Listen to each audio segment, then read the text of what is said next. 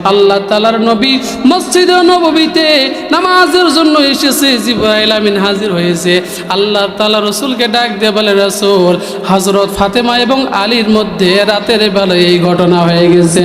হযরত আলী ফাতেমার জন্য দোয়া করেছে, হযরত আলী নামাজ পড়ার জন্য আসবে, আপনি আলীকে সুসংবাদ দিয়ে দিবেন। ফাতেমার জন্য যে দোয়া করেছে, আল্লাহ রাব্বুল আলামিন আলীর দোয়া কবুল করে নিয়েছে।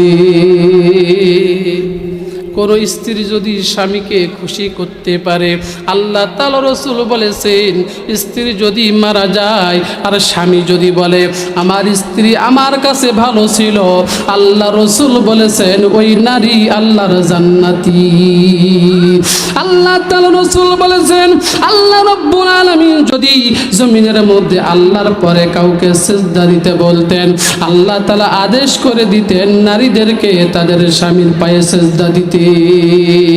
এই জন্য মা, স্বামীকে গালাগালি করিও না, স্বামীকে অকথ্য ভাষায় গালি দিও না, স্বামীর সেবা করো, আল্লাহর জান্নাত তোমার ঠিকানা।